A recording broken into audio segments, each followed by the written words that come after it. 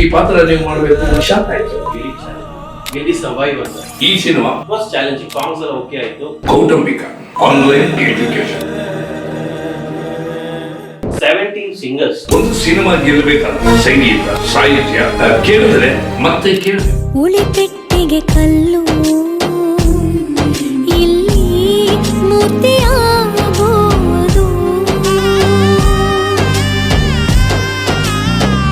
ಆ ಕಲ್ಲಿಗೆ ತಾನೇ ಕೊನೆಗೆ ಪೂಜೆ ನಡೆಯೋದು. ನೋವಿನ ಛಾಯೆ, ದುಃಖದಲ್ಲಿರೋ, ಬಡತನದಲ್ಲಿರೋ MM ಕಿರೋನಿ ಸರ್ ಆಡಿದ್ದಾರೆ. ನಾವೆಲ್ಲ ಇಡೀ ಕಂಡು ಫುಲ್ ಖುಷಿ ಆಯ್ತು. I was really lucky. ಮುಗ್ಗಿ ಪುಸ್ತಕ ಎಲ್ಲರ ಮನ ಮುಟ್ಟುತ್ತೆ. ಸಿಚುವೇಶನಲ್ ಸಾಂಗ್ ಫ್ಯಾಮಿಲಿ ಎಮೋಷನ್ಸ್ ಅನ್ನೋದೆಲ್ಲ ದೂರ ಹೋಗ್ತದೆ. Really thank you to Harivaras sir. ರಂಗಭೂಮಿಯಿಂದ ಥಿಯೇಟರ್ ಬಹಳಷ್ಟು ಪಾತ್ರಗಳಲ್ಲಿ ನಿಮ್ಮನ್ನು ನೋಡಿದ್ದೀವಿ. ಈ ಸಿನಿಮಾ ಮಗ್ಗಿ ಪುಸ್ತಕ ಮಾಡಬೇಕು ಅನ್ನೋ ನಿರ್ಧಾರ ಹೇಗೆ ತೆಗೆದುಕೊಂಡ್ರಿ? ನಾನು ನನ್ನ 20ನೇ ವರ್ಷದಿಂದಲೂ ರಂಗಭೂಮಿ 40 ವರ್ಷಗಳೇ ಏಕಪಾತ್ರ ಅಭಿನಯಗಳನ್ನ ಮಾಡ್ತಾರೆ.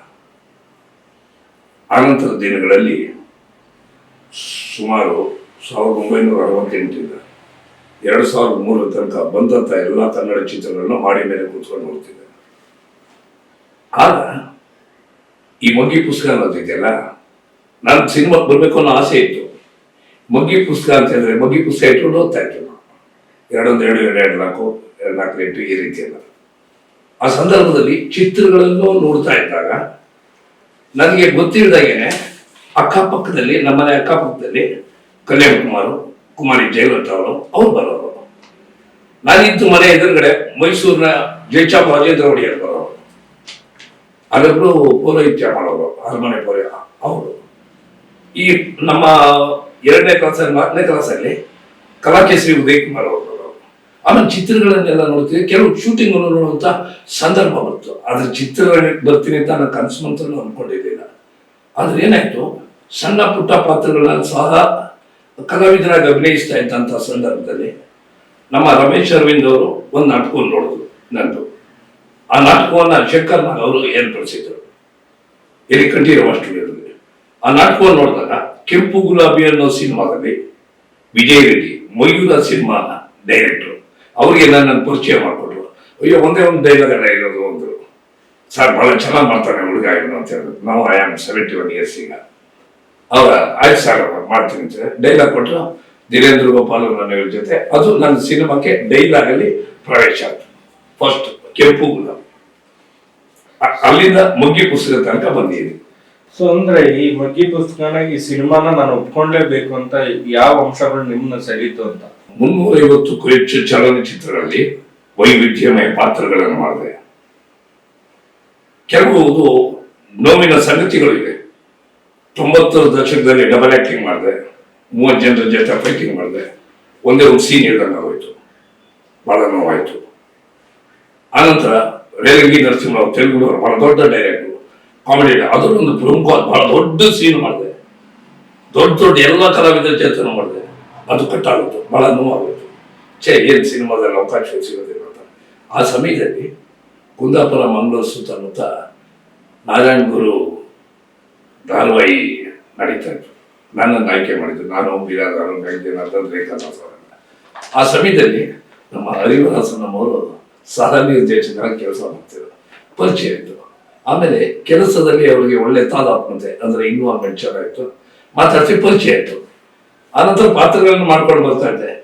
ನಮ್ಮ ಆಫೀಸ್ ಕಡೆ ಹೋಗ್ಬೇಕಾದ್ರೆ ಒಂದಿನ ಫ್ಲೂಕ್ ನನ್ನನ್ನು ನೋಡಿದ್ರು. ನಾನು ಅಯ್ಯೋ ಬಹಳ ತಿಂಗಳಾಗಿತ್ತಲ್ಲ ಅಂತ ಮಾತಾಡ್ಸೋದು. ಕೂತ್ಕೊಂಡು ಮಾತಾಡ್ಸಿದ್ಮೇಲೆ 1-2 ದಿನ ಆದ್ಮೇಲೆ ನಮ್ಮ ಆಫೀಸಿಗೆ ಬಂದ್ರು. ಕತೆ ಹೇಳಿದ್ರು. ಏನ್ ನನಗೆ ಕತೆ ಹೇಳ್ತೀಯಲ್ಲ, ಅದು ತುಂಬಾ ಚೆನ್ನಾಗಿದೆಯಲ್ಲ. ಓ, ಯಾರೋ ಬಹಳ ದೊಡ್ಡ ಕಲಾವಿದರು ಅಭಿನಯಿಸುವಂತ ಪಾತ್ರ ಇದು ಅಂತ ಹೇಳಿ ಅಂದ್ಕೊಂಡೆ. ಆಮೇಲೆ ಬಂದು ಎಲ್ಲ ಹೇಳಿದ್ಮೇಲೆ, ರಮಣ್ ಈ ಪಾತ್ರ ನೀವು ಮಾಡಬೇಕು, ಉಳಿಯಬೇಕು. ನನಗೆ ಶಾಕ್ ಆಯ್ತು. ಯಾಕೆ ಅಂತ ಹೇಳಿದ್ರೆ ಎಲ್ಲಾ ಸಿನಿಮಾಗಳಲ್ಲೂ ಹಾಸ್ಯ ಪಾತ್ರಗಳಲ್ಲಿ ಅಭಿನಯಿಸ್ತಾ ಇದ್ದಂಥವ್ರು. ಇದರಲ್ಲಿ ಒಂಥರ ಏನಪ್ಪಾ ಅಂತ ಹೇಳಿದ್ರೆ ನೋವಿನ ಛಾಯೆ ಇರುವಂಥದ್ದು, ದುಃಖದಲ್ಲಿ ಇರುವಂಥದ್ದು, ಬಡತನದಲ್ಲಿ ಇರುವಂಥವ್ನು ವ್ಯಾಪಾರ ಮಾಡ್ಕೊಂಡು ಜೀವನ ಮಾಡೋಂಥವ್ನು, 3 ಚಕ್ರದ ಒಂದು ವಾಹನದಲ್ಲಿ ಓಡಾಡ್ಕೊಂಡು ಮನೆಯನ್ನ ಸಾಕುವಂಥವನು, ಹೊಟ್ಟೆಗಿಳಿಯರು ಮಾಡ್ತಾನ. ಈ ಥರದ ಪಾತ್ರವನ್ನು ಹೇಳಿದಾಗ ನಾನು ಮೊದಲನೇ ದಿನ ಅಭಿನಯಿಸಿದಾಗಲೇ ನನಗೊಂಥರ ರೋಮಾಂಚ. ಇವತ್ತು ಅಷ್ಟೇ ಯಾವುದೇ ಕ್ಯಾಮ್ರಾ ಮುಂದೆ ನಿಂತಾಗ ಸ್ವಲ್ಪ ಹೆದರಿಕೆ ಆಗುತ್ತೆ, ಯಾಕೆಂದ್ರೆ ಆ ಥರ ಆಗ್ಬಿಟ್ಟಿದೆ. ಅಲ್ಲಿ ನೋಡಿದಾಗ ಪಾತ್ರ ಕೊಟ್ಟಾಗ ಸ್ವಲ್ಪ ಹೆದರಿಕೆ ಆಯಿತು. ಆಮೇಲೆ ಅವರು ಈಗೀಗ ಮಾಡಬೇಕು ಅಂದರು. ಮಾಡೋಕ್ಕೆ ಶುರು ಮಾಡಿದ್ಮೇಲೆ ನನಗೇನು ತೊಂದರೆ ಆಗಲಿಲ್ಲ, ನಿರಂತರವಾಗಿ ಮಾಡ್ತಾ ಹೋದೆ. ಓಕೆ ಸರ್, ನಿಮಗೆ ಸೊ ಈ ಸಿನಿಮಾದ ಅವಕಾಶ ನಿಮ್ಗೆ ಹೇಗೆ ಸಿಕ್ಸ್ತು ಅಂತ? ಸೊ ನಾವು ಸಾಂಗ್ಸ್ ಎಲ್ಲ ನೋಡಿದ್ವಿ, ಸೊ ತುಂಬಾ ಇಂಪ್ರೆಸಿವ್ ಆಗಿ ಬಂದಿದೆ. ಸೊ ಹಾಗೆ ಅದೇ ಡೈರೆಕ್ಟರ್ ಹೇಳ್ಬೇಕಾದ್ರೆ ಮಿನಿಮಮ್ 17ಕ್ಕಿಂತ ಹೆಚ್ಚು ಸಿಂಗರ್ಸ್ ಆಡಿದ್ದಾರೆ ಅಂತ. ಸೊ ಹೇಗೆ ಎಲ್ಲ ಪ್ಲಾನ್ ಆಯ್ತು ಅಂತ? ಎಲ್ರಿಗೂ ನಮಸ್ಕಾರ. ಮೊದಲಿಗೆ ನಾನು ಯಶಸ್ ನಾಚಪ್ಪ, ಮಗ್ಗಿ ಪುಸ್ತಕ ಸಿನಿಮಾದ ಮ್ಯೂಸಿಕ್ ಡೈರೆಕ್ಟರ್. ಎಸ್, ಹೇಗೆ 17 singers etcetera etcetera. So as a musician first time industry ಕಾಲಿಟ್ಟಾಗ ನಮ್ಗೆ ಅನ್ಸೋದು ಏನೋ ವಿಲ್ ದಿ ಸರ್ವೈವ್ ಅಂತ. ಬಟ್ ಡೈರೆಕ್ಟರ್ ಅವರು ಈ kept complete hope on me. First time songs ಎಲ್ಲ ಓಕೆ ಆಯಿತು, ಕರೆಕ್ಷನ್ ಆಯಿತು, ಬಟ್ ಸ್ಟಿಲ್ ಸಾಂಗ್ಸ್ಗಳು ಓಕೆ ಆಯಿತು. ಬಟ್ ದೆನ್ ಅವ್ರು ನನ್ನ ಮೇಲೆ ಒಂದು ಹೋಪ್ ಬಿಟ್ಟು ಮಾಡೋಣ ಒಂದು ಸಿನಿಮಾ ಮಾಡೋಣ ಅಂತ ಅಂದ್ಬಿಟ್ಟು ವಿ ಕಂಪ್ಲೀಟ್ ಒಂದು 3-4 ಸಾಂಗ್ಸ್ ಮಾಡಿದ್ವಿ ಅಷ್ಟೇ. ಆಮೇಲೆ ಹೋಗ್ತಾಗೇನೋ we just finish 7 songs. And every song situational songs ಥರ ಇದೆ. ಇಟ್ ಇಸ್ ನಾಟ್ ಲೈಕ್ ಏನೋ ತುರ್ಕ್ಬೇಕಂತ ಆ ಥರ ಏನಿಲ್ಲ. And it was challenging. ನಾವು ಆಸ್ ಅ ಮ್ಯೂಸಿಷಿಯನ್ಸ್ ನಾವು ಎಕ್ಸ್ಪೆಕ್ಟ್ ಮಾಡೋದು ನಮ್ಮ ಸಿನಿಮಾದ ಆರ್ಟಿಸ್ಟ್ ಯಾರೋ ಒಬ್ರು ಒಂದು ಪರಿಚಯ ಆಗಿರೋ ಸಿಂಗರ್ಸ್ ಆಗಿರೋ ಚೆನ್ನಾಗಿರೋದು ಅಂತ. ಬಟ್ ಇಲ್ಲಿ ನನಗೆ ಗೊತ್ತಿಲ್ಲ sir, I was really lucky sir. First ಸಿನಿಮಾಲಿ ಯೂಶಲಿ ಯಾರೋ ಮ್ಯೂಸಿಕ್ ಡೈರೆಕ್ಟರ್ ಬಂದು ಲೈವ್ ಮ್ಯೂಸಿಕ್ ಆಗಲಿ ಇಲ್ಲ ಒಳ್ಳೊಳ್ಳೆ ಸಿಂಗರ್ಸ್ ಆಗಲಿ, I think I am the first ಒಂದು ಹೆಮ್ಮೆಯಿಂದ ಹೇಳ್ಕೊಂಡಿದ್ದೆ. And it's a record sir, 17 singers. And it is not like small singers ಅಲ್ಲ, ಬಟ್ M.N. ಕಿರೋನಿ ಸರ್ ಆಡಿದರು. M.N. ಕಿರೋನಿ ಸರ್ ಯೂಶಲಿ ಎಲ್ಲ ಸಾಂಗ್ಸ್ ಒಪ್ಕೊಳಲ್ಲ, ಚೆನ್ನಾಗಿರೋ ಸಾಂಗ್ಸ್ ಕೇಳ್ತಾರೆ ಫಸ್ಟು, ನಮಗೊಂದ್ಸಲ ಒಪ್ಕೊಂಡ್ರು ಇಲ್ಲೋ ಅಂತ. But then he gave a call, the song is really good, ಈ ದಿವಸ ಬನ್ನಿ ಒಂದು ಹಾಡೋಣ, ಹೈದರಾಬಾದಿಗೆ ಬನ್ನಿ ಅಂತಂದ್ರೆ ನಾವೆಲ್ಲ ಇಡೀ ತಂಡ ಫುಲ್ ಖುಷಿಯಾಗಿದ್ವಿ. ಸೊ ಅಂದ್ರೆ ಈ ಸಿನಿಮಾದಲ್ಲಿ ಕೀರವಾಣಿ ಸರ್ ಅವರ ಧ್ವನಿ ಹೇಗೆ ಸೇರ್ತು ಅಂತ? ಫಸ್ಟ್ ನನ್ನ ಧ್ವನಿ ಇತ್ತು ಸರ್, ನಾನು ಹಾಡಿದೆ. ಬಟ್ ಅದನ್ನ ಮಾಡೋಣ ಕಮರ್ಷಿಯಲ್ ಆಗಿ ಮಾಡೋಣ. ದೆನ್ ಏನೋ ಒಂದು ಬೇಕನ್ಸಿದೆ, ಬಿಕಾಸ್ ಓಪನಿಂಗ್ ಸಾಂಗ್ ಆಗಿರೋದ್ರಿಂದ ಈ ಮೂವಿಲಿ ಏನೋ ಒಂದು ಎನರ್ಜಿ ಬೇಕು. So energy M.N. ಕಿರಿ ಸರ್ ವಾಯ್ಸ್ ಅವಾಗಿಂದ ಇದು ಬೆಟ್ಟದಂತ ಕನಸು ಕರೀತ ಅಂತ ಸಾಂಗ್ಸ್, ಅಂತ ಒಂದು ವೇಟೇಜ್ ಇರೋ ಸಾಂಗ್ಸ್ ನಮ್ಮ ಸಿನಿಮಾಗೆ ಬಂದ್ರೆ ಏನೋ ಓಪನಿಂಗ್ ಸಾಂಗ್ಗೆ ಗೂಸ್ಬಂಪ್ಸ್ ಬರುತ್ತೆ ಆಕ್ಚುಲಿ. ಸೊ ಅವ್ರಿಗೆ ಸಾಂಗ್ ಕೇಳಿಸಿ ಅವ್ರು ಒಪ್ಕೊಂಡು ಇದನ್ it was like a dream come true. So ಈ ಕೀರವಾಣಿ ಸರ್ ಹಾಡಿದ ಹಾಡು ಕಥೆಯಲ್ಲಿ ಯಾವ ಹಂತಕ್ಕೆ ಬರುತ್ತೆ? ಕತೆ ಸ್ಟಾರ್ಟ್ ಆಗೋದು ಅವ್ರ ಸಾಂಗ್ ಇಂದಾನೆ ಸರ್, ಕತೆ ಎಂಡ್ ಆಗೋದು ಅವ್ರ ಸಾಂಗ್ ಇಂದಾನೆ. So this a story. ಈ ಸಾಂಗ್ ಹೆಂಗಿದೆ ಅಂತಂದ್ರೆ ಇಡೀ ಕಂಪ್ಲೀಟ್ ಜರ್ನಿ ಹೇಳಿದ್ರು ಸರ್ ಈ ಸಾಂಗ್ ಅಲ್ಲಿ. ಈ ಸ್ಟೋರಿ ಏನು ಸ್ಟಾರ್ಟಿಂಗ್ ಓಪನ್ ಆಗೋದೇ ಅದರಿಂದನೇ, ಈ ಸಾಂಗ್ ಅಲ್ಲಿ ಸ್ಟೋರಿ ಏನಾಗಿದೆ ಅಂತ ಅಂತಕ್ಕಂಥ. ದೆನ್ ಆಫ್ಟರ್ ದಟ್ ರಿವೀಲ್ ಹೆಂಗಾಯ್ತು ಅಂತ ಈ ಸಾಂಗ್ ಎಂಡ್ ಅದು ತೋರಿಸುತ್ತೆ. ಸೊ ಸ್ಟಾರ್ಟ್ ಅಂಡ್ ಎಂಡ್ ಎರಡು ತೋರಿಸುತ್ತೆ ಸಾಂಗ್ ಅಲ್ಲಿ. ಸೊ ಅವರ ಧ್ವನಿ ಸಿನಿಮಾದ ಎಮೋಷನ್ಗೆ ಹೇಗೆ ಪ್ಲಸ್ ಆಗಿದೆ? Plus, complete plus. I mean ಆ ಸಾಂಗ್ ಅಲ್ಲಿ ಅವ್ರ ಧ್ವನಿ ಇಲ್ಲ ಅಂತಂದ್ರು ಐ ಮೀನ್ ಅಷ್ಟು ವೇಟೇಜ್ ಬರ್ತಿರ್ಲಿಲ್ಲ ಅನ್ಕೋತಿದ್ರು. ಅವ್ರು ಬಂದ್ಮೇಲೆ ಏನೋ ಒಂದು ವೇಟೇಜ್ ಬಂತು ಸಿನಿಮಾಗೆ, ಏನೋ ನೋಡ್ಬೇಕು ಅಂತ. ಓಕೆ ಸರ್, ಈ ಸಿನಿಮಾದಲ್ಲಿ ನಿಮ್ ಯಾವ ರೀತಿ ಆಡಿಯನ್ಸ್ಗೆ ಈ ಸಿನಿಮಾ ಕನೆಕ್ಟ್ ಆಗುತ್ತೆ ಅಂತೀರಾ? ಇಲ್ಲಿ ಇದು ಈಗ ಇತ್ತೀಚಿನ ಚಿತ್ರಗಳಲ್ಲಿ ನಾವು ಗಮನಿಸಿದಾಗ ಯಾವುದೇ ಕ್ವಶನ್ ಲಾಕ್, ರಕ್ತ ಇದೆಲ್ಲ ಇರುತ್ತೆ. ಆದರೆ ಈ ಸಿನಿಮಾ ಬಹಳ ಡಿಫ್ರೆಂಟ್, ವಿಭಿನ್ನ. ಹೇಗೆ ಅಂತ ಹೇಳಿದ್ರೆ ಒಂದು ಕೌಟುಂಬಿಕ ಚಿತ್ರ, ಮನೆ ಮಂದಿ ಎಲ್ಲ ಕುಳಿತು ನೋಡುವಂಥದ್ದು, ಜೊತೆಗೆ ಇವತ್ತಿನ ಪ್ರಸ್ತುತ ಈ ವಿದ್ಯಮಾನಕ್ಕೆ ಬೇಕಾಗಿರುವಂಥದ್ದು ಆನ್ಲೈನ್ ಅಂಡ್ ಎಜುಕೇಶನ್, ಜೊತೆಗೆ ಮೊಬೈಲ್ನ ಪಡ್ಕೊಂಡು ಅದನ್ನು ಉಪಯೋಗಿಸುವ ವಿಧಾನಗಳು, ಇದೆಲ್ಲವನ್ನು ಬಹಳ ಅಚ್ಚುಕಟ್ಟಾಗಿ ನಿರ್ದೇಶಕರು ಹೇಳಿದ್ದಾರೆ. ಜೊತೆಗೆ ಇಲ್ಲಿ ಯಾರಿದಾಗುತ್ತೆ ಅಂತ ಹೇಳಿದ್ರೆ, ಒಂದು ಸಿನಿಮಾ ಗೆಲ್ಲಬೇಕಾದ್ರೆ ಸಂಗೀತ, ಸಾಹಿತ್ಯ ಬಹಳ ಮುಖ್ಯ ಆಗುತ್ತೆ. ಅದರಲ್ಲಿ ಇವರು ಮೊದಲನೇ ಚಿತ್ರ ಯಶಸ್ ನಾಚಪ್ಪ ಬಹಳ ಅತ್ಯದ್ಭುತವಾಗಿ ಸಾಂಗನ್ನ ಇದು ಮಾಡಿದ್ದಾರೆ. ಕೇಳಿದ್ರೆ ಮತ್ತೆ ಕೇಳಬೇಕು ಅನ್ಸುತ್ತೆ. ಈ ಹಿಂದೆ ನಾನು ಸಿನಿಮಾ ನೋಡಿದ್ರೆ ಯಾವ್ದಾದ್ರು ಒಂದು ಸಿನಿಮಾ ಸಾಂಗ್ ಚೆನ್ನಾಗಿದ್ರೆ ಮತ್ತೆ ನನ್ನ ಸ್ನೇಹಿತರಿಗೆ ತಿರ್ಗಾ ಆ ಸಿನಿಮಾ ನೋಡಕ್ ಹೋಗ್ತಾ ಇದ್ದೆ. ಯಾಕೆಂತ ಹೇಳಿದ್ರೆ ಸಂಗೀತ, ಸಾಹಿತ್ಯ, ಸಂಭಾಷಣೆ ಬಹಳ ವಿಶಿಷ್ಟವಾಗಿರೋದ್ರಿಂದ ಏನಾಗುತ್ತೆ, ಇದು ಜನರಿಗೆ ಖಂಡಿತ ಟಚ್ ಆಗುತ್ತೆ. ಎಜುಕೇಶನ್ ಬೇಕು ಅನ್ಸುತ್ತೆ, ಆನ್ಲೈನ್ ಬಗ್ಗೆ ನಾವು ತಿಳ್ಕೋಬೇಕು ಅನ್ಸುತ್ತೆ. ಚಿಕ್ಕವ್ರಿಗೆ ಆನ್ಲೈನ್ ಬೇಕು, ದೊಡ್ಡವ್ರಿಗೆ ಬೇಡ ಅಂತಲ್ಲ, ದೊಡ್ಡವ್ರಿಗೂ ಬೇಕಾಗುತ್ತೆ. ಅದನ್ನ ಈ ಸಿನಿಮಾದಲ್ಲಿ ಬಹಳ ವಿಶೇಷವಾಗಿ ಹೇಳಿದೆ. ಸೊ ಇವತ್ತಿನ ವಿದ್ಯಮಾನದಲ್ಲಿ ಸೊ ತಂದೆ ತಾಯಿನೇ ಹೊರಗಿಡೋದಾಗಿರ್ಬೋದು, ಫ್ಯಾಮಿಲಿಯಿಂದ, ಅಥವಾ ಆಶ್ರಯ ಬೇರೆಯವ್ರಿಗೆ ಆಶ್ರಯಗಳಿಗೆ ಯಾಕೆ ಕೊಡ್ಬೇಕು ಅನ್ನೋ ಮನಸ್ಥಿತಿಗಳಿದ್ದಾರೆ. ಸೊ ಈ ಸಿನಿಮಾದಲ್ಲಿ ಕೆಲವೊಂದು ಸಾಂಗ್ಸ್ ಮತ್ತೆ ಪಾತ್ರಗಳನ್ನ ನೋಡಿದಾಗ ಸೊ ಎಲ್ರಿಗೂ ಮನ ಮುಟ್ಟುತ್ತೆ. ಸೊ ನಿಮ್ಗೆ ಆಸ್ ಆಗಿ ಸೊ ಮೊಮ್ಮಗಳ ಜೊತೆ ಈ ಸಿನಿಮಾದಲ್ಲಿ ನೀವು ಸಮಯ ಕಳೆದಿದ್ದೀರಾ. ಸೊ ಮತ್ತೆ ನೀವು ಬೇರೆಯವ್ರಿಗೆ ಆಶ್ರಯ ಕೊಡೋದಾಗಿರ್ಬೋದು. ಸೊ ಹೇಗೆ ನಿಮ್ಗೆ ನಿಜ ಜೀವನದಲ್ಲಿ ಮತ್ತೆ ಸ್ಕ್ರೀನ್ ಮೇಲೆ ಸೊ ನಿಮ್ಗೆ ಎಷ್ಟು ಇಂಪ್ಯಾಕ್ಟ್ ಅನ್ಸುತ್ತೆ ಅಂತ? ಇದು ಕಾದಂಬರಿ ಓದ್ತಿದ್ದೆ ನಾನು. ಮೊದಲಿಂದ ಕಾದಂಬರಿ ಓದೋದು, ಇವತ್ತು 34 ಪುಟ ಓದೇ ಹೋಗ್ತೀನಿ, ಓದ್ದೆ ಮಾಡೋದೇ ಇಲ್ಲ. ಕಾದಂಬರಿ ಓದಿದಾಗ ಕಾದಂಬರಿ ಮನಸ್ಸಿಗೆ ಆದ್ರೆ ಅಲ್ಲೊಂದು ಆಶ್ಚರ್ಯ ಕಾಣ್ತಿತ್ತು. ಇದನ್ನ ಚಿತ್ರದಲ್ಲಿ ಯಾವ ರೀತಿ ಅವರು ತೋರ್ಪಡಿಸ್ತಾರೆ ಅನ್ನೋದು ಸ್ವಲ್ಪ ಇದ್ದಿತ್ತು, ಗೊಂದಲ ಇತ್ತು ಮನಸ್ಸಲ್ಲಿ. ಅಲ್ಲಿ ಹೋದಾಗ ಚಿತ್ರೀಕರಣದ ಸಂದರ್ಭದಲ್ಲಿ ಒಂದು ವಿಶೇಷ ಇತ್ತು. ಏನಂತಂದ್ರೆ 4:45 ಗಂಟೆ ಒಳಗಡೆ ನಾವೆಲ್ಲ ಎದ್ದು ರೆಡಿಯಾಗಿ, ನಮ್ಮ ಮ್ಯಾನೇಜರ್ ಮೂರ್ತಿಯವರು ನಮ್ಮನ್ನೆಲ್ಲ ಎದ್ದೇಳಿಸ್ಬಿಡೋರು, ಅವ್ರನ್ನ ನೆನಪು ಮಾಡ್ಕೋಬೇಕು. ಅವ್ರು ಈಗಿಲ್ಲ ಇಲ್ಲಿ. ಮಗ್ಗಿ ಪುಸ್ತಕ ಒಂದು ಅವಿಭಾಜ್ಯ ಅಂಗನೇ ಆಗಿದ್ರು. ಆ ಸಮಯದಲ್ಲಿ 6 ಗಂಟೆ ಒಳಗಡೆ ಮೇಕಪ್ ಆಗಿ, ಕೆಲವು ಪಾತ್ರಗಳಿಗೆ ಮೇಕಪ್ ಎಲ್ಲ ಮೀಸೆಗಿದ್ದೆಲ್ಲ 6 ಗಂಟೆಗೆ ದೇವ್ರ ಪೂಜೆ ಆಗಿ ಶೂಟಿಂಗ್ ಪ್ರಾರಂಭ ಆಗೋದು. ಆಗ ನನ್ಗೇನು ಅನ್ನಿಸ್ತು, ನಾವೇನು ಮಾಡ್ತಾ ಇದ್ದೀವಿ, ಒಂದೆರಡು ತಾಲೀಮು, ಒಂದೆರಡು ಮಾನಿಟರ್ ಕೊಟ್ಟು ಅದು ಏನು ಹೇಳುತ್ತೆ, ಆ ಸಂದರ್ಭ, ಘಟನೆ, ಸನ್ನಿವೇಶ ಯಾವ ರೀತಿ ಅದನ್ನು ನಾವು ಪ್ರೇಕ್ಷಕರಿಗೆ ಹೇಳಬೇಕು. ಯಾಕೆ ಅಂತ ಹೇಳಿದ್ರೆ ಕ್ಯಾಮ್ರಾ ಅದು ಏನಿಲ್ಲ, ನಿರ್ಜೀವವಾದ ವಸ್ತು. ಅದಕ್ಕೆ ನಾವು ಜೀವನ ಕೊಡೋದು ಹೇಗೆ ಅಂತ ಹೇಳಿದ್ರೆ ನಮ್ಮ ಡೈರೆಕ್ಟರ್ ನಮಗೊಂದು ಹೇಳೋದು, ಅಲ್ಮ ಈ ರೀತಿ ಇದೆ, ಈ ತರ ಸಂದರ್ಭ ಇದೆ, ಘಟನೆಯನ್ನ ಈ ರೀತಿ ಹೇಳ್ಬೇಕು. ಈ ತರ ಹೇಳಿದಾಗ ಯಾಕೆ ಟಚ್ ಆಗುತ್ತೆ ಅನ್ನೋದಕ್ಕೆ, ನಾವು ಶೂಟಿಂಗ್ ಮಾಡ್ತಾ ಇದ್ದಂಥ ಸಮಯದಲ್ಲಿ ಕೆಲವು ಸಾಕ್ಷರತೆ ಸನ್ನಿವೇಶಗಳನ್ನ ಹೇಳುವಂತ ಸಂದರ್ಭದಲ್ಲಿ ಪ್ರೇಕ್ಷಕರು ಅದು ಎಜುಕೇಶನ್ ಬಗ್ಗೆ ಕಣ್ಣೀರು ಹಾಕೊಂಡು ನನ್ನ ಹತ್ರನೇ ಬಂದು ಇದು ನಮ್ಮ ಮನೆಯಲ್ಲಿ ನಡೆಯೋ ರೀತಿ ಆಗ್ತಾ ಇದೆ, ನನಗೆ ನಮ್ಮ ತಂದೆ ತಾಯಿ ನೆನಪು ಬಂದ್ಬಿಡ್ತು, ನಮ್ಮ ಮಕ್ಕಳು ನೆನಪು ಬಂದ್ಬಿಡ್ತು ಅಂತೆಲ್ಲ ಹೇಳೋರು. ಯಾಕೆಂದ್ರೆ ಆದ್ರಿಂದ ಇದು ಜೊತೆ ಖಂಡಿತ ಮುಟ್ಟುತ್ತೆ.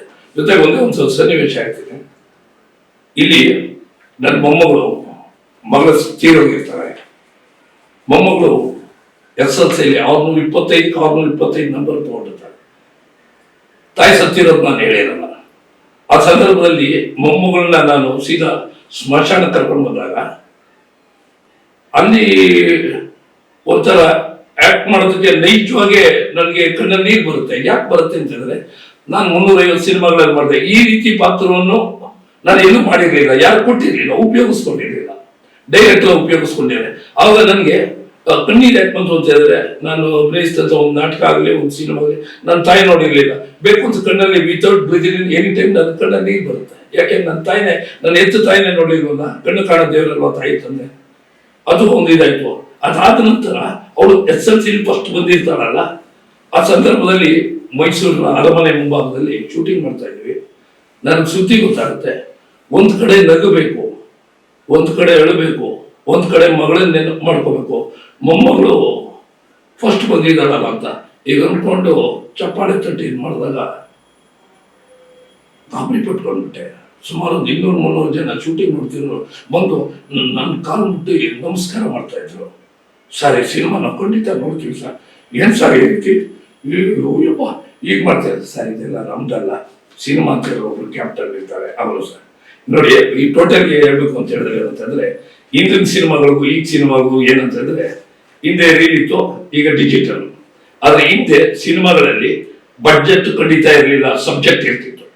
ಆದ್ರೆ ಈಗ ಏನಾಗಿದೆ ಅಂತ ಹೇಳಿದ್ರೆ, ಸಿನಿಮಾದಲ್ಲಿ ನಮ್ಮ ಈ ಮಗ್ಗಿ ಪುಸ್ತಕದಲ್ಲಿ ಬಡ್ಜೆಟ್ ಜಾಸ್ತಿ ಆಗಿಲ್ಲ, ಸಬ್ಜೆಕ್ಟು ಪ್ರೇಕ್ಷಕರಿಗೆ ಮುಟ್ಟುವಂತ ಸಬ್ಜೆಕ್ಟ್ ಆಗಿದೆ, ಅತ್ಯುತ್ತಮವಾದ ಸಬ್ಜೆಕ್ಟ್. ಆದ್ರಿಂದ ಇದು ಮಗ್ಗಿ ಪುಸ್ತಕ ಎಲ್ಲರ ಮನ ಮುಟ್ಟುತ್ತೆ ಅದು 100% ನಾನು ಹೇಳ್ಬಲ್ಲೆ. ಓಕೆ. ಸೊ ಸರ್, ಈಗ ಪ್ರತಿಯೊಂದು ಸಾಂಗ್ಸ್ ಕೇಳಿದಾಗ ಒಂದೊಂದು ವಿಭಿನ್ನ ಸಿಚುವೇಶನ್ಸ್ ಮತ್ತೆ ಎಮೋಷನ್ಸ್ ಇದೆ.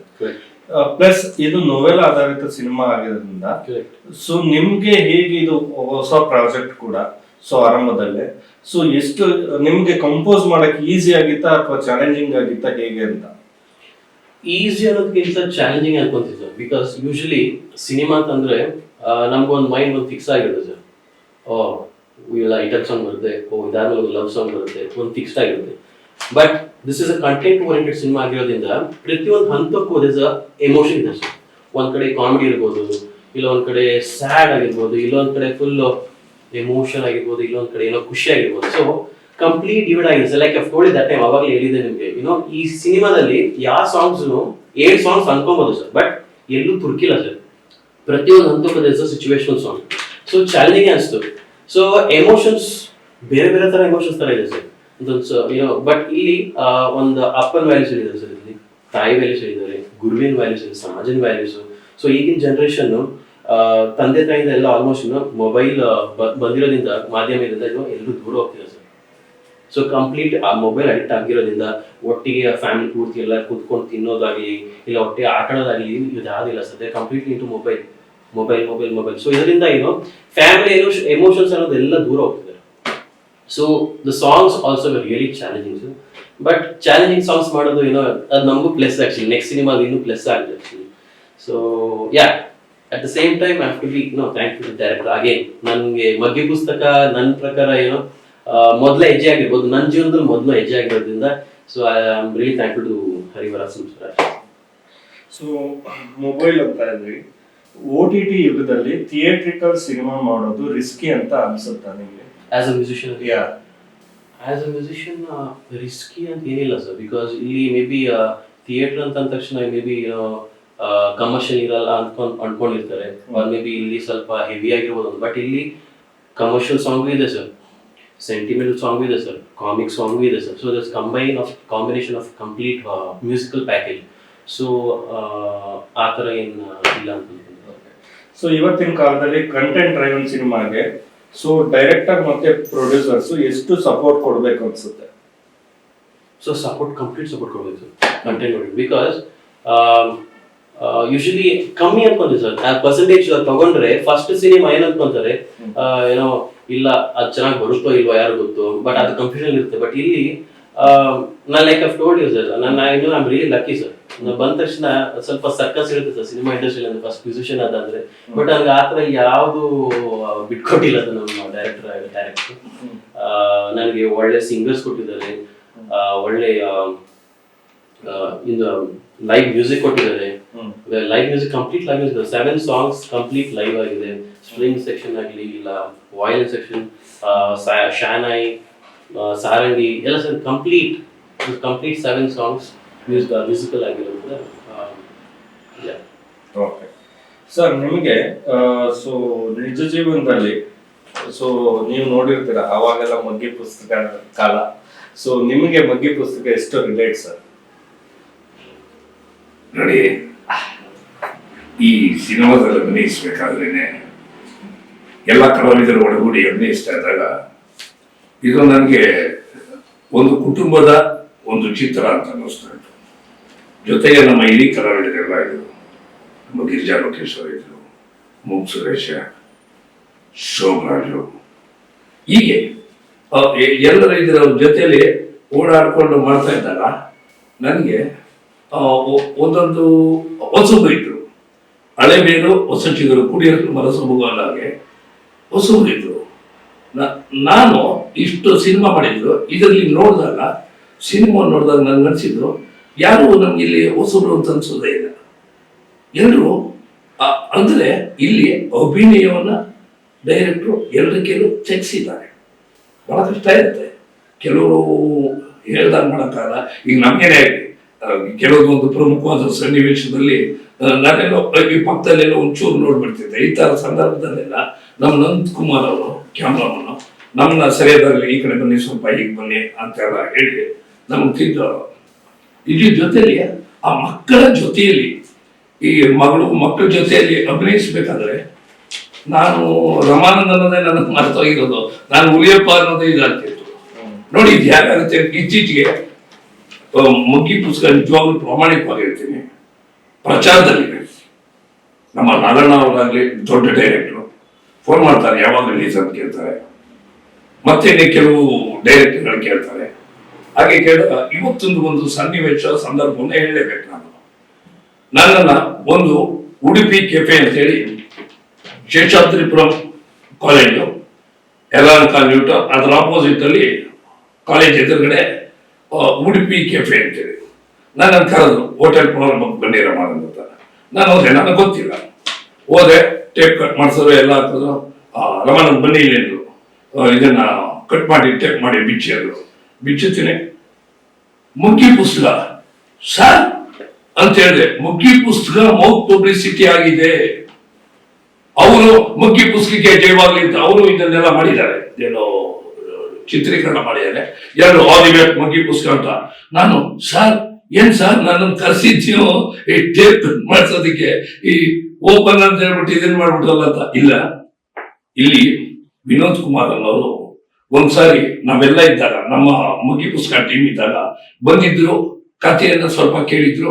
ಮತ್ತೆ ಇತ್ತೀಚೆಗೆ ಇದ್ರಲ್ಲಿ ಬರ್ತಾ ಇದೆ ಯೂಟ್ಯೂಬ್ಗಳಲ್ಲಿ ರಮೇಶ್ ಅರವಿಂದ್ ಮಾತಾಡೋದು, ಎಚ್ ಡಿ ದೇವೇಗೌಡರು ಮಾತಾಡೋದು, ಗಿರೀಶ್ ಕಾಸರವಳ್ಳಿ ಅವರು ಮಾತಾಡೋದು, ನಾಗ್ತಿಹಳ್ಳಿ ಚಂದ್ರಶೇಖರ್, ಬುರ್ಗೂರ್, ಇವ್ರದನ್ನೆಲ್ಲ ಕೇಳಿದ್ರಲ್ಲ, ಅದಕ್ಕೆ ವಿಶಿಷ್ಟವಾಗಿ ಮಾಡ್ಬೇಕು ಅಂತ ಹೇಳಿ ಅವ್ರು ಹೇಳಿದ್ರು. ಅದು ಜಯ ಅನಿಸ್ಕೊಂಡು ಅಲ್ಲಿಂದ ಬೆಳಗ್ಗೆ 9 ಗಂಟೆಗೆ ಹೋಗಿ ಅಲ್ಲಿ ಮುಗಿಸ್ಕೊಂಡು ಅಲ್ಲಿಂದ ನೆಕ್ಸ್ಟ್ ಫ್ರೀಡಂ ಪಾರ್ಕ್ ಬಂದೆ. ಫ್ರೀಡಂ ಪಾರ್ಕ್ ಬಂದಾಗ ನಾನು ಮಾತಾಡ್ಲಿಲ್ಲ. 1008 ಮದುವೆಯನ್ನ ಮಾಡಿದ್ರು, ಅದಕ್ಕೆ ನಾನು ಸಾಕ್ಷಿಭೂತರಾಗಿದ್ದೆ ಚಿತ್ರದುರ್ಗದಲ್ಲಿ. ಆಗ ಅವರು ನನ್ನನ್ನು ಇಂಟ್ರೊಡ್ಯೂಸ್ ಮಾಡಿದ್ರು. ಯಾವ ತರ ಇಂಟ್ರೊಡ್ಯೂಸ್ ಮಾಡಿ, ನೋಡಿ ಮುಗ್ಗಿ ಪುಸ್ತಕ ಅನ್ನೋ ಸಿನಿಮಾ ಫೆಬ್ರವರಿ 3ನೇ ತಾರೀಕು ಬರ್ತಾ ಇದೆ, ನೀವೆಲ್ಲ ನೋಡ್ಬೇಕು. ಅದರಲ್ಲಿ ಪ್ರಮುಖವಾದ ಕಥಾ ನಾಯಕನ ಪಾತ್ರವನ್ನು ಮಾಡಿದ್ದಾರೆ. ನಾಯಕ ಅಂದರೆ ಫೈಟಿಂಗ್ ಗೀಟಿಂಗ್ ಅಲ್ಲ, ಕಥೆಗೆ ಬೇಕಾದಂತ ನಾಯಕ. ಒಂದು ಜೋರಾದ ಚಪ್ಪಾಳೆ, ಸುಮಾರು 1-2 ಸಾವಿರ ಜನ ಇದ್ರು. ಯಾಕೆ ಹೇಳ್ತೀನಿ ಅಂತ ಹೇಳಿದ್ರೆ, ನಾನು ಆತ್ಮಹತ್ಯೆ ಮಾಡಿ ನಾನು ಪರಿಚಯ ಮಾಡು, ಆಮೇಲೆ ನಾನು ಮಾತಾಡಿದೆ. ಮುಗ್ಗಿ ಪುಸ್ತಕ ಬರ್ತಾ ಇದೆ, ಕರ್ನಾಟಕದ ಸುತ್ತಮುತ್ತ ಎಲ್ಲ ಭಾಗಗಳಿಂದ ಬಂದಿರಿ, ದಯವಿಟ್ಟು ನೋಡೋದ್ರ ಮುಖೇನ ನಮ್ಮ ಮುಗ್ಗಿ ಪುಸ್ತಕಕ್ಕೆ ಆಶೀರ್ವಾದ ಕೊಡಿ ಅಂತ ಕೇಳ್ಕೊಂಡೆ. ಜೊತೆಗೆ ಇವರೆಲ್ಲ ತುಂಬಾ ಶ್ರಮ ಹಾಕಿದ್ದಾರೆ. ಒಂದು 12 ಜನ ಅಸಿಸ್ಟೆಂಟು, ಅಸೋಸಿಯೇಟ್ಸು, ಜೊತೆಗೆ 80 ಜಾತ್ರೆಗಳಿಗೆ ಹೋಗಿದ್ದಾರೆ. ಕೋಟಾಪುರ, ಮಹದೇಶ್ವರ ಬೆಟ್ಟ, ಕೊಲ್ಲೂರು ಜಾತ್ರೆ, ಎಲ್ಲ ಕಡೆ ಹೋಗಿದ್ದಾರೆ, ಪ್ರಚಾರ ಇದೆ. ಅದರಿಂದ ನಾನು ವರ್ಷಕ್ಕೊಂದು 200ಕ್ಕೂ ಹೆಚ್ಚು ಕಡೆ ಪ್ರೋಗ್ರಾಮ್ಗಳಿಗೆ ಹೋಗ್ತಾನೆ ಇರ್ತೀನಿ. ಹೋದ ಕಡೆ ಎಲ್ಲ ನಾನು ಮುಗ್ಗಿ ಪುಸ್ತಕದ ಬಗ್ಗೆ ಹೇಳ್ತೀನಿ. ಯಾಕೆ ಹೇಳ್ತೀನಿ ಅಂತ ಹೇಳಿದ್ರೆ, ಪ್ರಾಮಾಣಿಕವಾಗಿ ನನ್ನ ಅನಿಸಿಕೆ ಅಭಿಪ್ರಾಯನ ಹಂಚ್ಕೊಳ್ತಾ ಇದ್ದೀನಿ. ತುಂಬಾ ಚೆನ್ನಾಗಿ ಬಂದಿದೆ, ನೈಜವಾಗಿದೆ, ಕುಟುಂಬ ಸಮೇತ ನೋಡುವಂತ ಚಿತ್ರ ಇದೆ. ಸೊ ಸರ್, ಪ್ರೇಕ್ಷಕರು ಮುಗ್ಗಿ ಪುಸ್ತಕ ನೋಡ್ಬೇಕು ಅನ್ನೋದಕ್ಕೆ ಒಂದು ರೀಸನ್ ಹೇಳ್ಬೇಕು ಅಂದ್ರೆ ಏನು, ಯಾಕೆ ನೋಡ್ಬೇಕು ಅಂದ್ರೆ ಇದು ಒಂದು ಕುಟುಂಬ ಚಿತ್ರ. ಮಕ್ಕಳ ಜೊತೆಯಲ್ಲಿ ಎಜುಕೇಶನ್ ಬೇಕು. ಇವತ್ತು ಮೊಬೈಲ್ ಎಲ್ಲರ ಕೈಲಿ ಇದೆ, ಕರೆನ್ಸಿ ಹಾಕೊಂಡು ಮಾತಾಡಿಸ್ತಾ ಇದ್ದಾರೆ. ಓದುವ ವಿದ್ಯಾರ್ಥಿಗೆ ಬಹಳ ಅತ್ಯವಶ್ಯಕವಾಗಿರೋದು mobile. Online education most important, ಅದು ಬೇಕೇ ಬೇಕಾಗುತ್ತೆ. ಅದನ್ನ ಮೊಬೈಲ್ ಅವಶ್ಯಕತೆ ಇರುತ್ತೆ. ಜೊತೆಲಿ ಇದು ಶ್ರೀ ಸಾಮಾನ್ಯನಿಗೆ ಬಹಳ ಹತ್ತಿರವಾದ ಸಬ್ಜೆಕ್ಟ್, ಬಹಳ ಅತ್ಯುತ್ತಮವಾದ ಕಂಟೆಂಟ್ ಆಗಿರೋದ್ರಿಂದ ಇದು ಎಲ್ರಿಗೂ ಟಚ್ ಆಗುತ್ತೆ. ಅದ್ರಲ್ಲಿ ಎರಡನೇ ಮಾತೇ ಇಲ್ಲ. ಯಾಕೆಂತ ಹೇಳಿದ್ರೆ, ಈಗ ನಾನು ಎಲ್ಲಾರು ಹೊರಗಡೆ ಹೋಗ್ಬೇಕಾದ್ರು ನಾನು ಬೇರೆ ಏನು ಮಾತಾಡ್ತಿರಲ್ಲ, ಮುಗ್ಗಿ ಪುಸ್ತಕದಲ್ಲಿ ಮಾಡ್ತಾ ಇದ್ದಾರೆ ರಮಾನಂದ್ ಅಂತ ಹೇಳ್ತಾರೆ. ಯಾಕೆಂದ್ರೆ ಆ ರೀತಿ ಅದು ಟಚ್ ಆಗ್ಬಿಟ್ಟಿದೆ. ಈಗ ಗಾಂಧಿನಗರದಲ್ಲಿ ಸುತ್ತಮುತ್ತ ಎಲ್ಲ ಕಡೆ ಪ್ರಚಾರದಲ್ಲಿದೆ. ಜೊತೆಗೆ ಹಾಗೇನೆ ಅದು ಸಹ ನಮ್ಮ MN ಸುರೇಶ್ ಸಿಕ್ಕಿದ್ರು, ನಮ್ಮ ವಾಣಿಜ್ಯ ಮಂಡಳಿ ಇದು. ರಮಾನ್ ಯಾವಾಗ್ಲೂ ಇದು ನಿಜವಾಗ್ಲೂ ಹೇಳ್ತೀರಪ್ಪ, ಇದು ನಿಮ್ ಚಿತ್ರ ಇದೆಯಲ್ಲ, ನಾ ಹಾಡನ್ನ ನೋಡಿದೆ, ಅಪ್ಪನ್ ಸಾಂಗು, ಅದು ನನ್ನ ಎದೆಗೆ ಟಚ್ ಆಗುತ್ತೆ, ನಮ್ಮ ತಂದೆ ನೆನಪಾಗ್ಬಿಡ್ತು. ಜೊತೆಗೆ ಬೇರೆ ಬೇರೆ ನೋಡಿದವರು ಸಹ ನನ್ಗೆ ಅಭಿಪ್ರಾಯ ಹೇಳ್ತಾರೆ, ಇದು ಮನೆ ಮುಂದೆಯೆಲ್ಲ ಕೂತು ನೋಡುವಂತ ಕೌಟುಂಬಿಕವಾದ ಚಿತ್ರ, ಇತ್ತೀಚೆಗೆ ಬರ್ತಾ ಇರುವಂತ ವಿಶಿಷ್ಟ, ವಿನೂತನ, ವಿಭಿನ್ನವಾದ ಚಿತ್ರ ಅಂತ ಹೇಳ್ತಾರೆ ನೋಡಿದ್ರು. Sir, as A music director ಆಗಿ ನೀವು, ಸೊ ಯೂತ್ಗೆ ಈ ಸಿನಿಮಾದಿಂದ ಏನ್ ಸಂದೇಶ ಹೋಗ್ಬೋದು? ಏನ್ ಸಂದೇಶ? ಮೆಸೇಜ್ ನನ್ನ ಪ್ರಕಾರ ಸರ್, ಯಾವ್ದು ಎಕ್ಸ್ಪೆಕ್ಟೇಷನ್ ಇಲ್ಲದೆ ನಮ್ ಸಿನಿಮಾ ಬಂದು ನೋಡಿ, ಯಾವ್ದೇ ಸಿನಿಮಾ, ಬಿಕಾಸ್ ಇಲ್ಲಿ ಆಸ್ ಅನ್ ಆಡಿಯನ್ಸ್ ಬಂದು ಎಂಟರ್ಟೈನ್ಮೆಂಟ್ ಬರ್ಬೇಕು ಸರ್. ಅಂದ್ರೆ ಇಲ್ಲಿ ಮೆಸೇಜ್ ಇದೆ ಸರ್, ಸೋಷಿಯಲ್ ಮೆಸೇಜ್ ಇದೆ. Social message as in related to education system ಆಗಲಿ, ಸೊ ತಂದೆ ತಾಯಿ ವ್ಯಾಲ್ಯೂಸ್ ಆಗಲಿ, ಸಮಾಜದ ವ್ಯಾಲ್ಯೂಸ್ ಆಗಲಿ, ಸೊ ಎಲ್ಲರೂ ಮೊಬೈಲ್ ಇಂದ ಎಷ್ಟು ಅಡಿಕ್ಟ್ ಆಗಿದ್ದಾರೆ. ಸೊ ಮೊಬೈಲ್ ಅಲ್ಲಿ ಒಳ್ಳೇದು ಇರುತ್ತೆ ಸರ್, ಕೆಟ್ಟದ್ದು ಇರುತ್ತೆ sir. But as like I told, ಮಗ್ಗಿ ಪುಸ್ತಕ ಸರ್, ಸ್ವಲ್ಪ ಝೂಮ್ ಮಾಡಿದ್ರೆ ಸರ್, ಇದು ಮಗ್ಗಿ ಪುಸ್ತಕ ಜಸ್ಟ್ ಟೈಟಲ್ ಇರ್ಬೋದು, ಬಟ್ ಇದ್ರಲ್ಲಿ ಒಂದು ಫೋನ್ ನಂಬರ್ ಇದೆ ಸರ್, 7386362887. ಸೊ ಮಗ್ಗಿ ಪುಸ್ತಕ ಇಸ್ ನಥಿಂಗ್ ಬಟ್ ಒಳ್ಳೇದನ್ನ ಕೂಡ್ಬೇಕು ಸರ್, ಕೆಟ್ಟದನ್ನ ಕಳಿಬೇಕು, ಜ್ಞಾನನ ಗುಣಿಸ್ಬೇಕು, ಅಜ್ಞಾನ ಭಾಗಿಸ್ಬೇಕು. ಜೀವನ ಅನ್ನೋದೇ ಒಂದು ಮಗ್ಗಿ ಪುಸ್ತಕ ಇಲ್ಲ ಸರ್. ಸೊ ಪ್ರತಿಯೊಬ್ಬರು ಜೀವನ ಶುರು ಆಗೋದೇ ಲೆಕ್ಕದಿಂದ, ಲೆಕ್ಕ ಬಿಟ್ಟೊಂದು ಲೋಕ ಬಿಟ್ಟಂಗಿದೆ ಅಲ್ವಾ ಸರ್? ಸೊ ಮೊಬೈಲ್ ಅಲ್ಲಿ ಒಳ್ಳೇದು ಇರುತ್ತೆ, ಕೆಟ್ಟದು ಇರುತ್ತೆ ಸರ್, ಆಯ್ಕೆ ನಮ್ದಾಗಿರ್ಬೇಕು ಸರ್. ಸೊ ಎಲ್ರು ನಾನ್ ಕೇಳ್ಕೊಳೋದು ಒಂದೇ, ಒಂದು ಕುಟುಂಬ ಸಮೇತ ಆಗಿ ಎಲ್ಲರೂ ಬಂದು ಕುಂತಿ ನೋಡುವಂತ ಸಿನಿಮಾ ಈ ಮಗ್ಗಿ ಪುಸ್ತಕ.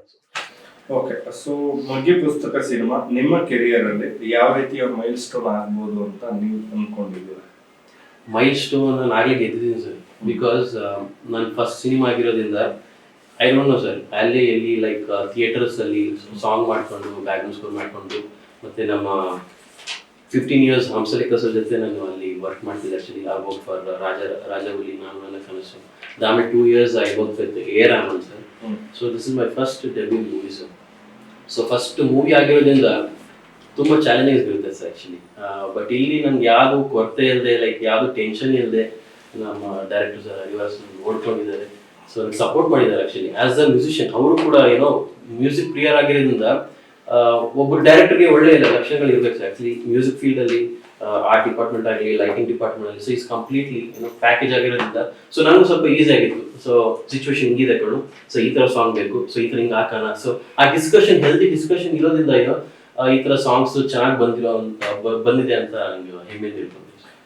ಸೊ ನಮ್ಮ ಇಂಡಸ್ಟ್ರಿಗೆ ಹೊಸ ರೀತಿ ಅಂದ್ರೆ ಹೊಸ ಡೈರೆಕ್ಟರ್ಸ್ ಮತ್ತೆ ಹೊಸ ಪ್ರೊಡ್ಯೂಸರ್ಸ್ ಮತ್ತೆ ಹೊಸ ಮ್ಯೂಸಿಕ್ ಡೈರೆಕ್ಟರ್ಸ್ ಬರ್ತಾ ಇದ್ದಾರೆ. ಸೊ ಇಂಡಸ್ಟ್ರಿ ನಿಮ್ಗೆ ಸಿನಿಮಾ ವರ್ಷಕ್ಕೆ 360 ಸಿನಿಮಾಗಳು ಬರ್ತಾರೆ. ಅದ್ರಲ್ಲಿ ಆಲ್ಮೋಸ್ಟ್ ತುಂಬಾ ಹೊಸ ಬರೋ ಸಿನಿಮಾಗಳೇ ಜಾಸ್ತಿ ಇದಾವೆ.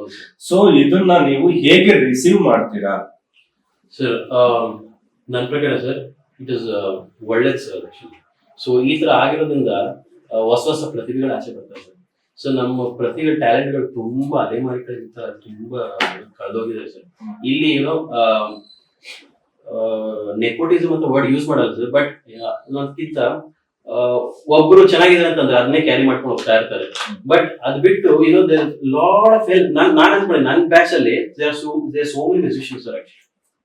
ಸೊ ಅವರು ಟ್ಯಾಲೆಂಟ್ ಆಚೆ ಬರ್ಬೇಕಂತಂದ್ರೆ ಈ ತರ ಹೊಸ ಹೊಸ ಕಂಟೆಂಟ್ ಗಳು ಬರ್ಬೇಕು, ಹೊಸ ಹೊಸ ಪ್ರತಿಭೆಗಳು ಆಚೆ ಬಂದ್ರಿಂದ ಇನ್ನು ಹೆಲ್ದಿ, ಇನ್ನೂ ಕಾಂಪಿಟೇಷನ್ ಜಾಸ್ತಿ ಆಗುತ್ತೆ, ಇನ್ನು ಪ್ರತಿಭೆಗಳು ಜಾಸ್ತಿ ಬಂದ್ರೆ ಐ ಮೀನ್ ಕನ್ನಡ ಇಂಡಸ್ಟ್ರಿ ಇನ್ನೂ ಏನೋ ಆಗ್ಲೇ ಒಂದು ಹಂತ ಮಟ್ಟಕ್ಕಿದೆ, ಇನ್ನೂ ಸ್ವಲ್ಪ ಜಾಸ್ತಿ ಮೇಲೋಗುತ್ತೆ ಅಂತ ನಂಬಿಕೆ.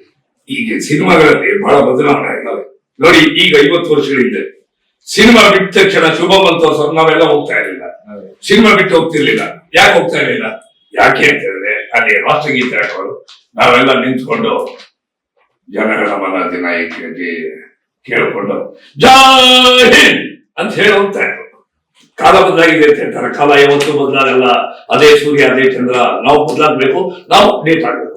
ಇಲ್ಲಿ ಅಯ್ಯೋ ಏನಪ್ಪಾ ಅಂತ ಹೇಳಿದ್ರೆ ಈ ಸಿನಿಮಾದಲ್ಲಿ ನಡೆದ ಘಟನೆಗಳು, ನಮ್ಮ ಮಹೇಶ್, ನಮ್ಮ ಗುಲ್ದಸ್ಟರ್ ಗಣೇಶ ಅವರ ತಮ್ಮ ಈ ಹೊಡಿಬೇಕು ಬೆಂಕಿಯಲ್ಲಿ ಜ್ವರ ಹೊಡೆದಾಗ ಅಂದ್ಕೊಂಡು ಜ್ವರ ಏಟು ಅದು ಏನು ಮಾಡಕ್ಕಾಗಲ್ಲ. ಸಿನಿಮಾಗಳಲ್ಲಿ ಕೆಲವು ಸಂದರ್ಭಗಳಾಗುತ್ತೆ. ಆದ್ರೆ ಇಲ್ಲಿ ಬಹಳ ವಿಶೇಷ ಅಂತ ಹೇಳಿದ್ರೆ ತುಂಬಾ ವಿಭಿನ್ನ ರೀತಿಯಲ್ಲಿ ಎಲ್ಲವನ್ನೂ ಡೈರೆಕ್ಟ್ರು ತೋರಿಸೋದು ಕೊಟ್ಟಿದ್ದಾರೆ. ಬಹಳ ನಾನು ಸಾಮಾನ್ಯವಾಗಿ ನಾವು ಕಲಾವಿದರು ಮೈಯೆಲ್ಲ ಕಣ್ಣಾಗಿರ್ಬೇಕು ಅಂತ ಹೇಳ್ತಾರೆ. ನಾನು ರಾತ್ರಿ 1:30-2 ಗಂಟೆಗೆ ಶೂಟಿಂಗ್ ಮುಗಿದ್ಮೇಲೆ ನಾನು ಮಲಗ್ತಿರ್ಲಿಲ್ಲ. ಸ್ವಲ್ಪ ವಾಕಿಂಗ್ ಮಾಡೋದು ನೋಡಿದ್ರೆ ಡೈರೆಕ್ಟ್ರು ಕೂತ್ಕೊಂಡು ಬರೀತಾ ಇರೋದು. ನಾನು ಬಂದು ನೋಡ್ತಿದ್ದೆ, ಮಾತಾಡಿಸ್ತಾ ಇರಲಿಲ್ಲ. ಯಾಕೆ ಅವ್ರೇನೋ ನಾಳೆ ದಿನಕ್ಕೆ ಏನೋ ಇದು ಮಾಡುತ್ತಾರೆ. ನೋಡಿದ್ರೆ ಆಮೇಲೆ ಸಾರ್ ಅಂತ ಹೇಳಿದ್ರೆ ನಾಳೆ ದಿನಕ್ಕೆ ಏನೇನು ಆಗಬೇಕು ಅದೆಲ್ಲವನ್ನು ಟಿಕ್ ಮಾಡ್ಕೊಳ್ತೀರೋ, ಬೆಳಗ್ಗೆ ದಿನ ಅದನ್ನ ಕಂಟಿನ್ಯೂಟಿ ಮಾಡೋದು. ಇದು ನನಗೆ ಆಮೇಲೆ ಇಲ್ಲಿ ವಿಶಿಷ್ಟವಾಗಿ 2 ರೀತಿ ಗೆಟಪ್ ಬರುತ್ತೆ. ಒಂದು ಈ ರೀತಿ ಕೂದಲೇ ಇರುತ್ತೆ ನನಗೆ, ಹೆಂಗ್ ಗೆಟಪ್. ಇನ್ನೊಂದು ಅಂದರೆ ಓಲ್ಡ್ ಗೆಟಪ್. ಇದರಲ್ಲಿ ಹುಲಿ ಮೀಸೆ ಮುಂಜು ನಂಜೇಗೌಡ ಮಗ ನಂಜೇಗೌಡ ಅನ್ನೋ ಥರ ಹುಲಿ ಮೀಸೆ ಬಿಟ್ಟು ಪ್ರಸ್ತುತ ಸಂದರ್ಭಗಳಲ್ಲಿ ಬಡತನದ ಛಾಯೆ ಇದ್ರು ಅವನು ಹೋರಾಟಗಾರ, ಅವನ ಬದುಕಿ ಎಷ್ಟು ಕಷ್ಟ. ಅವನ ಮನೆಯಲ್ಲಿ ಒಂದು ಸನ್ನಿವೇಶ ಇದೆ, ಡೈರೆಕ್ಟ್ ಹೇಳಿ ಮಾಡ್ಸಿದ್ದಾರೆ. ನಿಜವಾಗ್ಲೂ ನಾನು ಯಾರನ್ನೂ ನೆನೆಸ್ಕೊಳ್ಳಿಲ್ಲ, ನನ್ನ ತಾಯಿನೂ ಆ ಸಂದರ್ಭದಲ್ಲಿ ನೆನಪು ಬರಲಿಲ್ಲ. ಮನೇಲಿ ಮಕ್ಕಳೆಲ್ಲ ಉಪವಾಸ ಇರ್ತಾರೆ, ಆ ಸಂದರ್ಭದಲ್ಲಿ ನಾನು ಪೊಟ್ಟ ಕಟ್ಟಿಸ್ಕೊಂಡು ಅವ್ರು ಬಂದು ತಿಂಡಿ ಕೊಡ್ತೀನಿ, ಯಾರು ಊಟ ಮಾಡಿರಲಿಲ್ಲ, ಬಂದು ಕೊಡ ಅಂತ ಬಂದಾಗ ನಿಜವಾಗ್ಲೂ ಭಾಳ ನನಗೆ ಏನು ನಿಜವಾಗ್ಲೂ ನಾನು ಅಭಿನಯಿಸ್ತಾ ಇದ್ದೀನೋ ಅಥವಾ ನಿಜವಾಗ್ಲೂ ಕೊಡ್ತಾ ಇದ್ದೀನೋ ಅಂತ ಅನ್ನಿಸ್ಬಿಡ್ತು. ಅಷ್ಟು ನೈಜವಾಗಿ ಬಂದಿರೋದ್ರಿಂದ ಮಗ್ಗಿ ಪುಸ್ತಕ 100% 100% ಪ್ರಮಾಣದಲ್ಲಿ ಪ್ರೇಕ್ಷಕರು ಮೆಚ್ಚುತ್ತಾರೆ. ನಿರ್ಮಾಪಕರು ಸಹಕರಿಸಿದ್ದಾರೆ. ಜೊತೆಗೆ ನಮ್ಮ ಹರಿವರಾಸನಮ್ಮವರ ದಕ್ಷ ನಿರ್ದೇಶನದಲ್ಲಿ ಉತ್ತಮವಾದ ಚಿತ್ರ ಬಂದಿದೆ. ನಾನು ಪ್ರೇಕ್ಷಕ ಪ್ರಭುಗಳಿಗೆ ಕೇಳೋದೇನಪ್ಪ ಅಂತಂದ್ರೆ, ನೀವುಗಳು ನಮ್ಮ ಜೊತೆಲಿ ಇರಬೇಕು. ಯಾಕೆ ಅಂತ ಹೇಳಿದ್ರೆ mouth publicity is most important. ನೀವು ನೋಡ್ತೀರಿ, ಮತ್ತೊಬ್ಬರಿಗೆ ಹೇಳಿ, ನೀವು ಅವರು ಮತ್ತೊಬ್ಬರಿಗೆ ಹೇಳಿದಾಗ ಏನಾಗುತ್ತೆ, ಚಿತ್ರ ಗೆಲ್ಲೋದಕ್ಕೆ ಸಹಕಾರಿಯಾಗುತ್ತೆ. ಒಂದು ಒಳ್ಳೆ ಚಿತ್ರನ ನೀವು ನೋಡಿದ ಅನುಭವ ಖಂಡಿತ ಬರುತ್ತೆ ನಿಮಗೆ. Content versus star power, so ನಿಮ್ಮ ಪ್ರಿಫರೆನ್ಸ್ ಯಾವುದು? ಸೊ ಎರಡು ಬ್ಯಾಲೆನ್ಸ್ ಆಗಿರ್ಬೇಕು. ಹಿಂಗ ಅಪ್ಪ ಬೇಕಾ ಅಮ್ಮ ಬೇಕಾ ಅಂತ ಡಿವೈಡ್ ಮಾಡಕ್ಕಾಗಲ್ಲ ಸರ್.